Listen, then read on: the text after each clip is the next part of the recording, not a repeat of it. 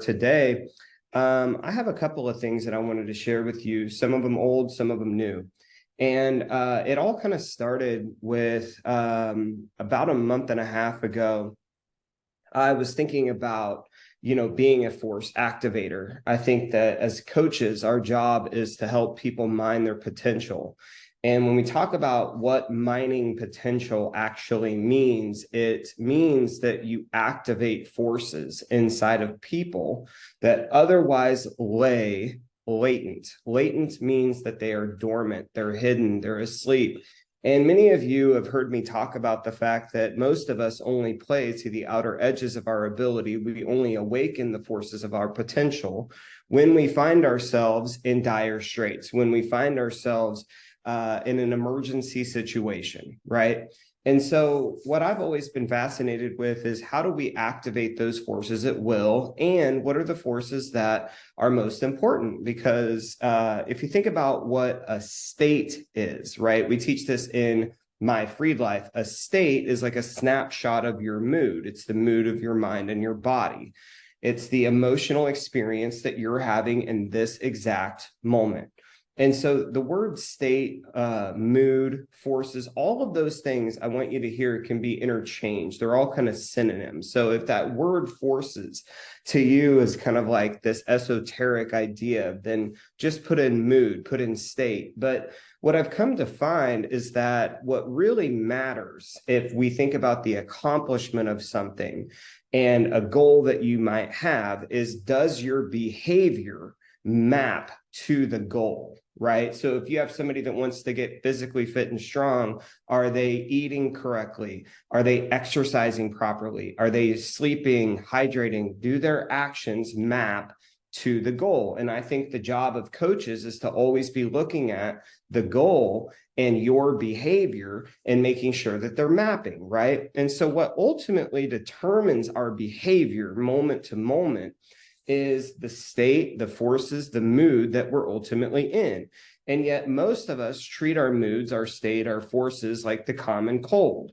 It's something to be caught instead of something to be induced. And what I think is one of the key differentiators between people who achieve massively high levels of success and those who always kind of just bump up the same ceiling year over year is that massively successful people have a way to dig in and mine their potential. Meg, I don't know why you just showed up with us here, but let me take that off. There we go.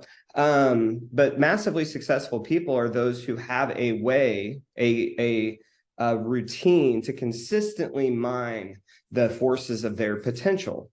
And so when I think about that and how we can ultimately create the behavior that maps to the goal, the question becomes, what are the states? What are the forces? What are the moods that I must consistently mine and activate in order to achieve my goals?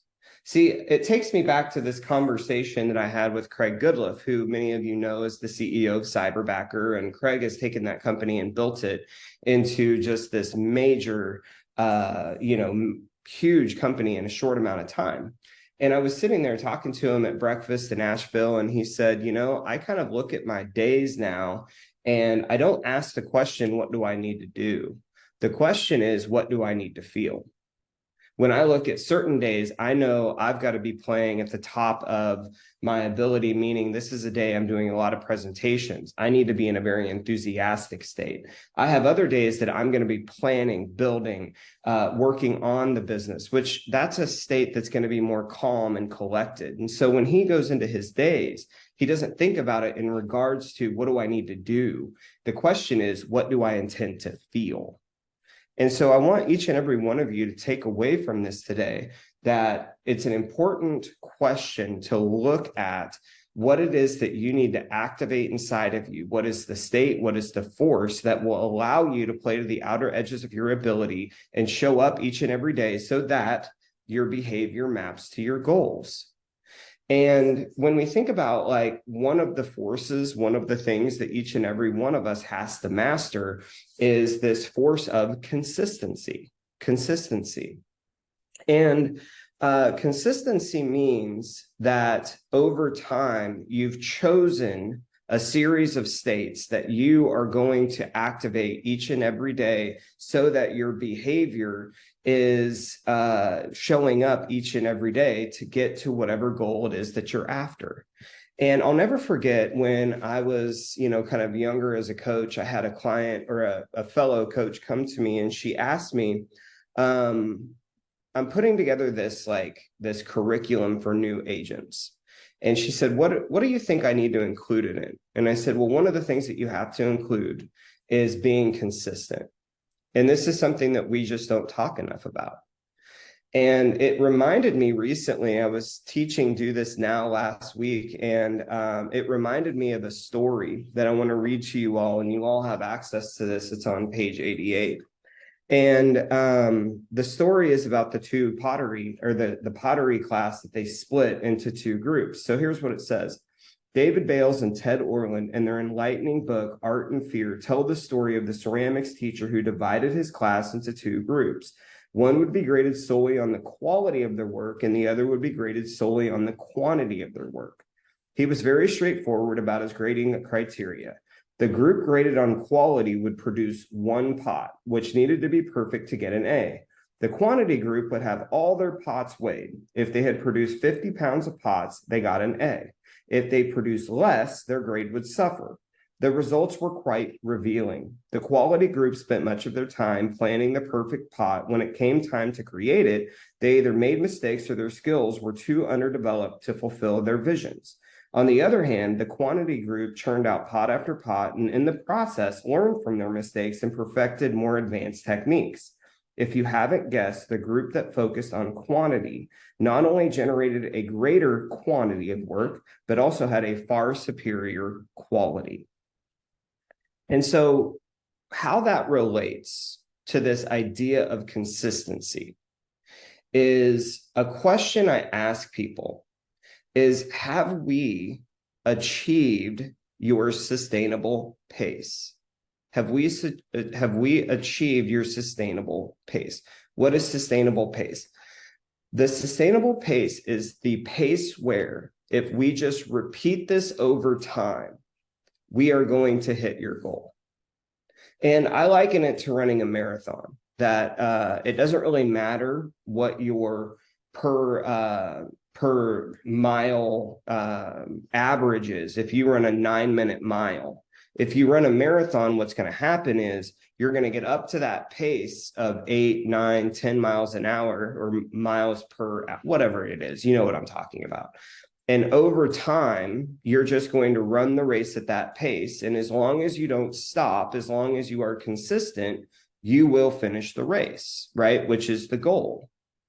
And so when we look at your goals and looking to activate the forces of consistency, are you at your sustainable pace?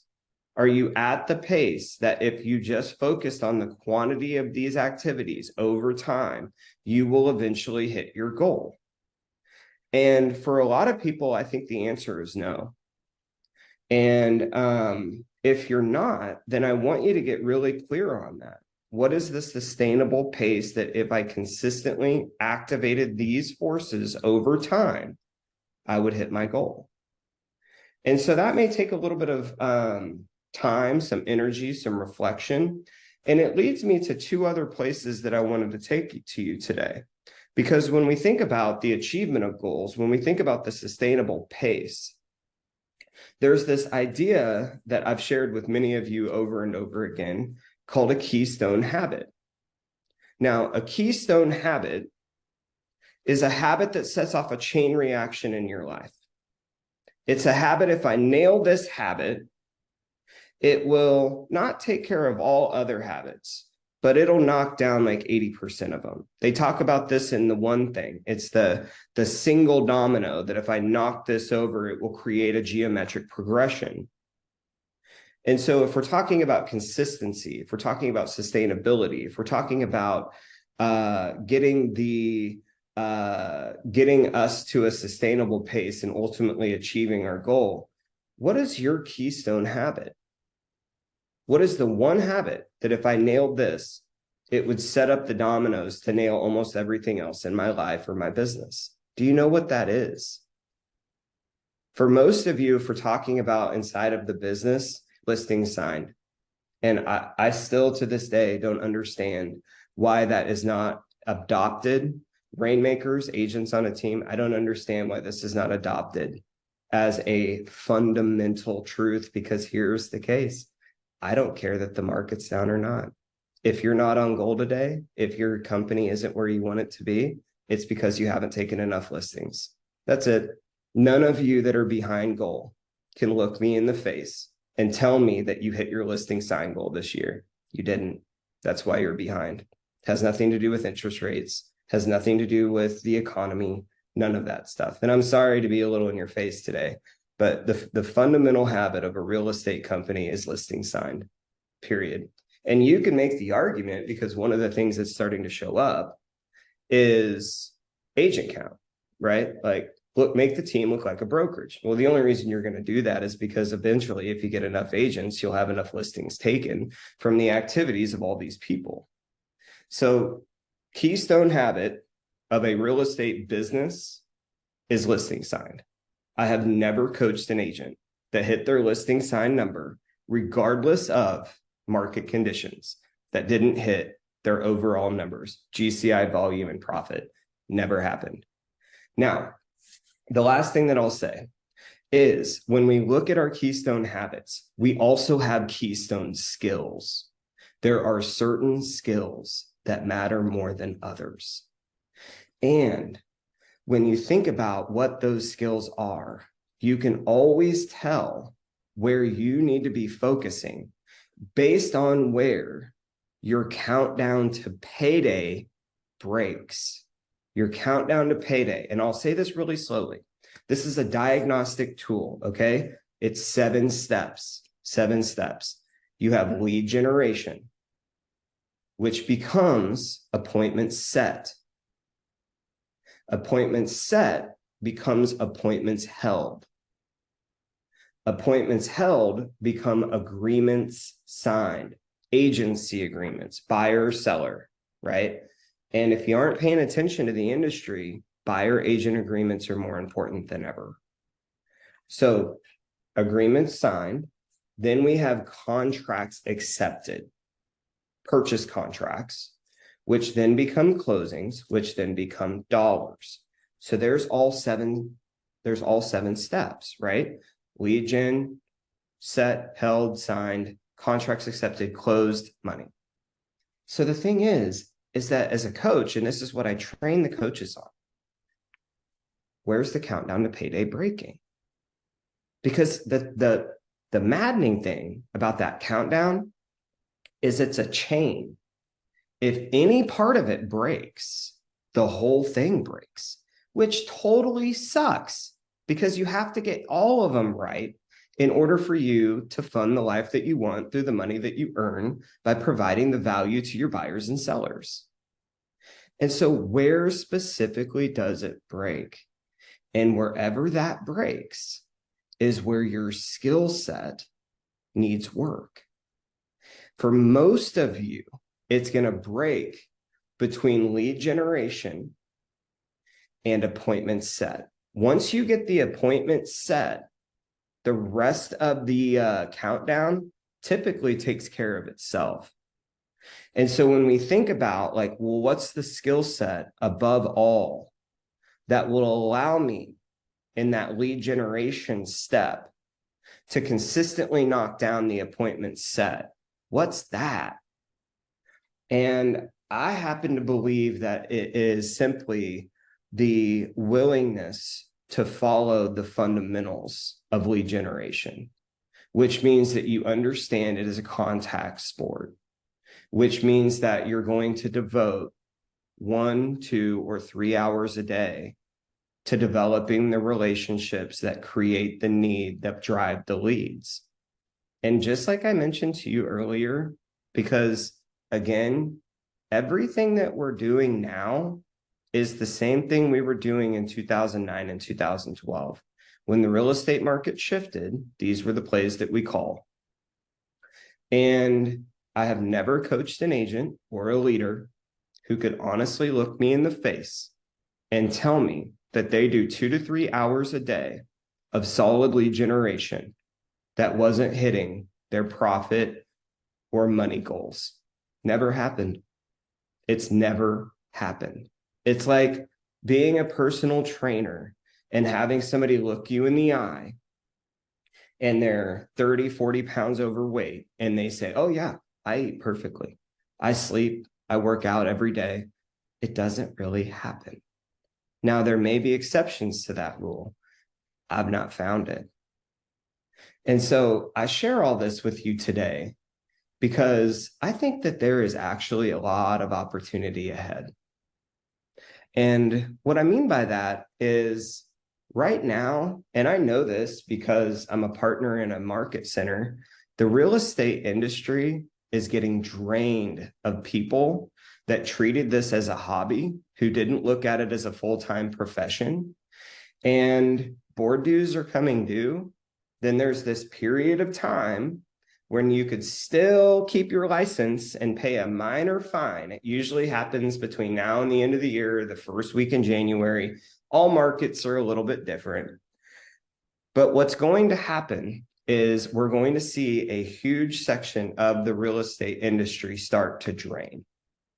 And then I think, based on what's going on right now with the Fed, and obviously nobody can predict the future, and maybe there's other things that we don't see coming, but I think for those of you that are lock focused on what I covered with you today, from today to February 15th, the next 60 days, and I'm not saying don't take time off for the holidays. I'm taking time off. I hope all you will too. But if you're lock focused over the next 60 days, you are going to print money from February to August. You're going to print money. And if you're not, look, here's what the majority of the industry is doing right now. They've been in maintenance mode for the last 6 weeks since Halloween. They're going to wake up hungover as shit on January 1st. January 2nd, they're going to dip their toe in the water and they might just show up in the office. And then January 3rd, they're going to go, oh shit, I don't have anything in the pipeline. I don't have any buyers or sellers. And they're going to regret their holiday season and live in fear for the next 6 to 8 weeks.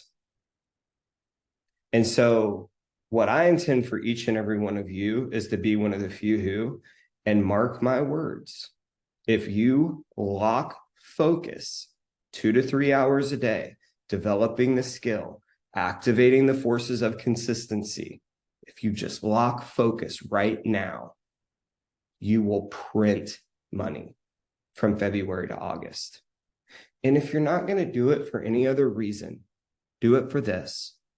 When you all are in high production and you all are making money and I'm seeing you invest and go on vacation and send your children to the schools that you want to send them to, not only does it make my heart happy, but it lowers my blood pressure. So keep me alive by hitting your goals. It makes me so happy to see you all succeed. So I trust that today was helpful. I trust that you'll heed my advice. For those of you who do, summertime next year, I know sometimes I say, well, we're not all popping bottles. We're going to be popping bottles. Now, I'm going to be having something else besides all of you, but you know what I mean. So thank you all for being here. We will be back here next week, but let's go. Let's go. Let's go get ours. Talk to y'all soon. Bye-bye.